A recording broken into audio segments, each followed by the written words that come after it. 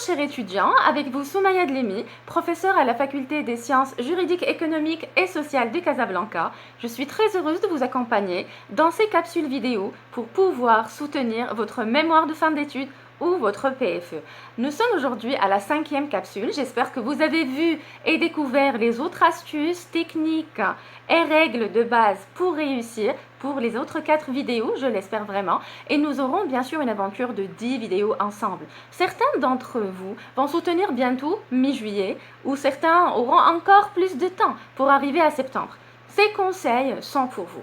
Alors, première des choses déjà à savoir, c'est que si votre école supérieure ou votre université ou votre faculté vous propose un sujet de recherche, qu'est-ce que cela veut dire?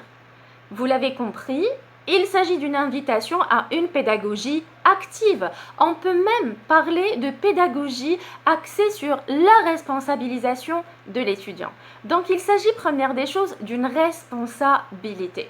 Pour approcher alors le plus possible du monde professionnel, vous êtes alors, cher étudiant, invité à réaliser un stage pour aller vers la pratique ou une étude scientifique pratique aussi, basée sur des entretiens ou une diffusion de questionnaires que vous devriez traiter et présenter les résultats auxquels vous êtes arrivé. Restez avec moi jusqu'à la fin de la vidéo, bien sûr, pour pouvoir ensemble découvrir plusieurs plans, parce que j'envisage de vous partager plusieurs plans qui sont communément connus, communément aussi utilisés par la plupart des professeurs. Donc, première des choses à laquelle je voudrais attirer votre attention, c'est lorsque nous parlons de plans. Première des choses, il faut savoir d'abord, vous travaillez sur quel type de travail de recherche? Est-ce que vous allez effectuer un stage? Tout de suite, avec le confinement, c'est assez difficile. Est-ce que vous allez faire le stage à distance? Peut-être bien qu'ils vont vous permettre de travailler en télétravail et d'assurer vos tâches à distance. Si maintenant, avec le processus de déconfinement, vous allez partir sur place, tant mieux. Donc, je vais vous partager le plan à suivre. Si vous êtes maintenant dans le cadre d'un travail mémoire de recherche, c'est différent. Restez avec moi pour comprendre.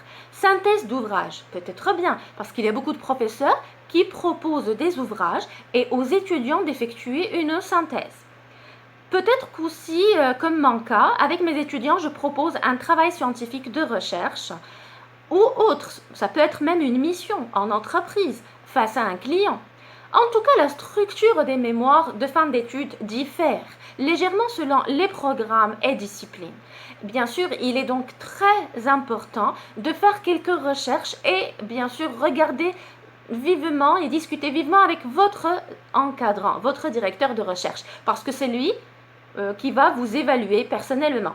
Donc, certains points qui sont en commun et que je voudrais bien partager avec vous, parce que ces points-là doivent être pris en considération avant qu'on puisse aller vers les choses sérieuses. Première des choses, partie théorique, elle est basée sur les auteurs, donc beaucoup d'ouvrages. Qu'est-ce que cela signifie?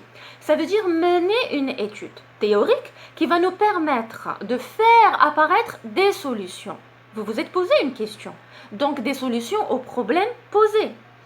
Deuxième chose, vous devriez, s'il vous plaît, valider la solution par une réalisation qui sera vraiment la preuve ou la démonstration de la faisabilité de votre projet.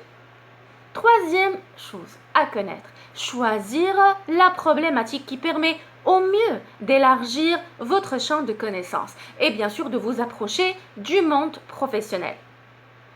Quatrième élément, la partie pratique. Made in you, parce que si vous vous focalisez sur les auteurs et les ouvrages dans la partie théorique, ça sera à vous d'effectuer un travail personnel, une investigation, un effort personnel qui va montrer vraiment votre valeur ajoutée. Alors, pour le plan, 3 acteurs doivent être ensemble pour pouvoir le valider.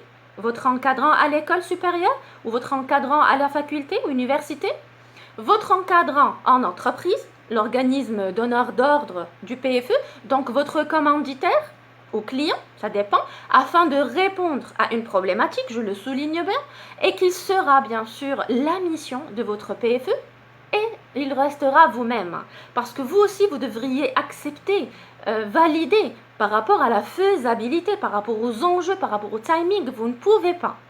accepter et valider un plan avec votre encadrant alors que vous n'avez pas le temps pour réaliser toutes ces promesses parce qu'il s'agit d'une responsabilité. Ne vous engagez pas dans un plan monumental qui nécessite 2 ans de travail alors que vous avez 3 mois. On ne peut pas promettre quelque chose qu'on ne tiendra pas. Vous allez être mitraillé par des critiques de votre jury. Un autre conseil, avant toute chose s'il vous plaît, une planification correcte doit suivre le schéma que je vais vous expliquer. Lorsque je parle déjà de schéma, qu'est-ce que c'est? Imaginons sur une feuille, prenez avec moi une feuille et notez ce que je vais dire. Grand 1, suivi de grand A, suivi de petit 1, suivi de A et B comme sous-section. Et je reviens vers B, grand B, parce que je vais commencer une nouvelle idée. Je vais commencer une nouvelle analyse. Et si j'ai mis tout à l'heure grand 1, donc je dois avoir l'équilibre avec grand 2. Ainsi de suite. Donc, qu'est-ce que vous avez compris? Chaque partie doit être équivaut à l'autre. Donc, dans une parfaite organisation, même nombre de pages, même si c'est difficile, mais c'est le cas. Alors, les exemples de PFE. Je sais que vous attendiez ceci depuis tout à l'heure, alors j'y vais. Si vous avez choisi un projet en entreprise, première chose à connaître, s'il vous plaît, si vous pouvez noter, ce serait excellent. Première page, c'est la page de garde. Deuxième page, c'est les remerciements. Troisième, dédicace. Quatrième page, table des matières. J'ai déjà expliqué qu'il y a une nette différence entre sommaire et table des matières. Sommaire, c'est général. Table des matières, c'est très détaillé par rapport à chaque petite section que vous aviez eue. Cinquième page, l'introduction commence. Donc, sur une page libre, je vais noter introduction. Qu'est-ce qu'elle contient, cette introduction? Le lieu du stage, la durée, les personnes aident, l'activité que vous avez suivie, le secteur d'activité, les réalisations et le plan de votre développement. Une sorte d'annonce de votre développement. Venons à présent vers votre développement. Donc, les chapitres, 2 chapitres ou un grand chapitre que vous allez présenter. L'organigramme de l'entreprise dans laquelle vous avez passé votre stage, la description du projet qui vous a été confié et bien sûr le pôle d'observation et le pôle d'intervention. Apprentissage et conclusion. Généralement, vous pouvez avoir un joli moule de 2 ou 3 chapitres. Vient à présent la conclusion avec 2 éléments très clairs. Le bilan personnel, les facilités et difficultés rencontrées. Donc, c'est un récit de vie. Vous avez maintenant un exemple. Je passe à un autre exemple pour des ingénieurs, pour des écoles polytechniques, pour des personnes aussi qui sont parties en entreprise pour un stage minimum de 4 semaines, qui ont effectué une mission. Si vous êtes parti en entreprise, vous avez eu un stage, une mission, une tâche que vous aviez faite, suivez ce plan.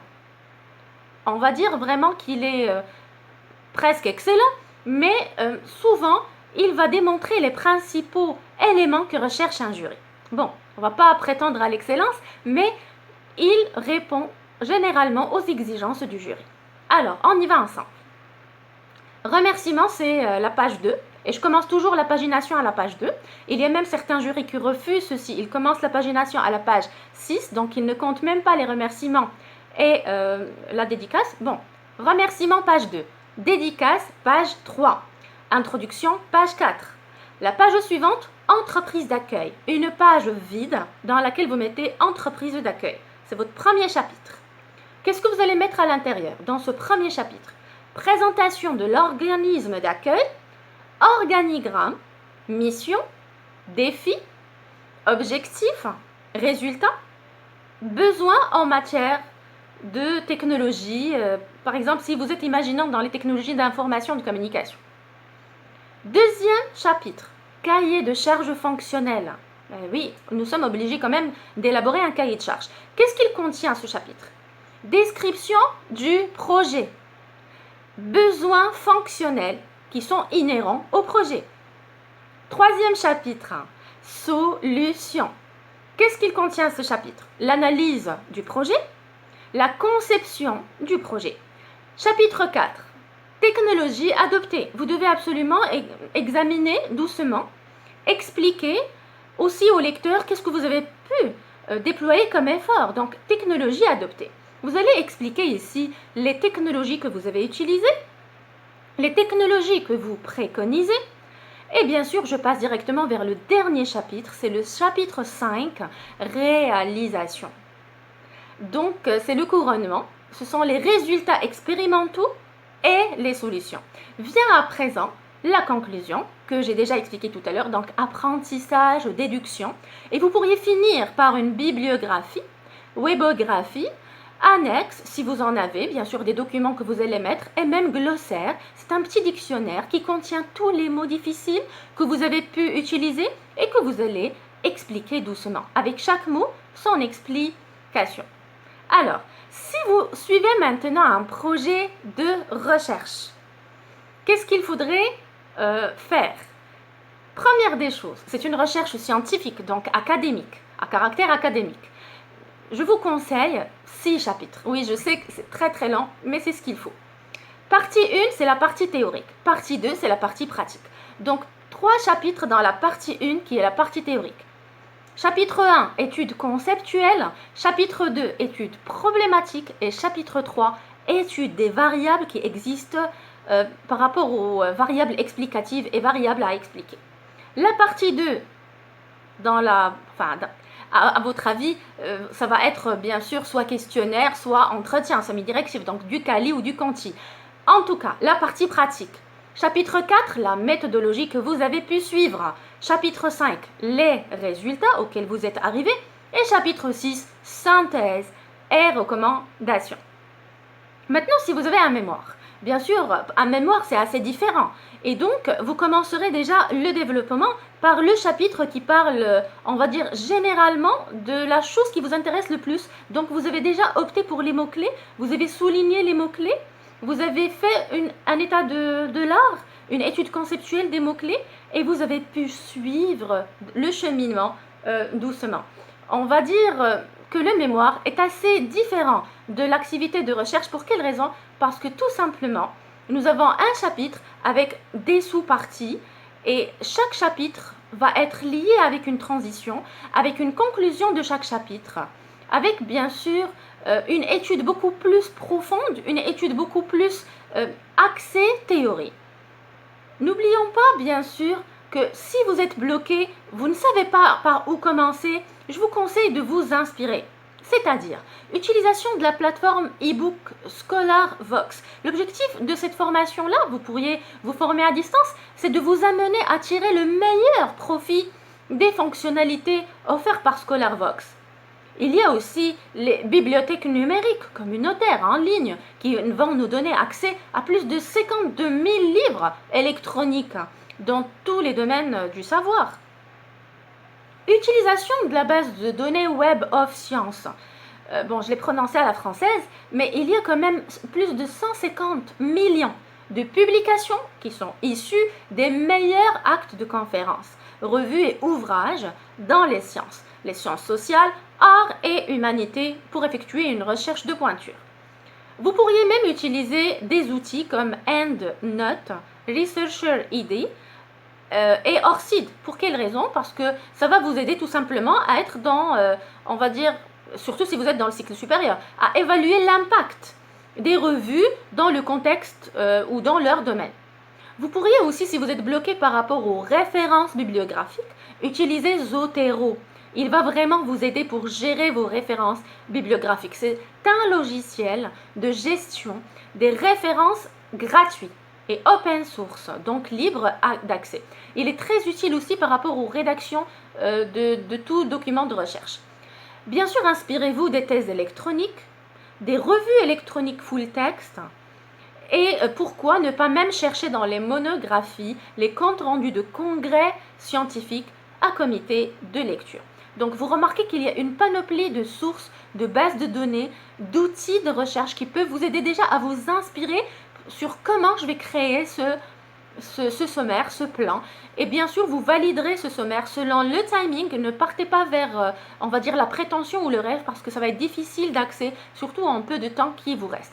J'espère que vous allez tenir le coup. Je suis de tout cœur avec vous. Laissez-moi vos questions si vous en avez dans les commentaires. Et je vous donne très très vite rendez-vous pour une nouvelle capsule. À très très bientôt.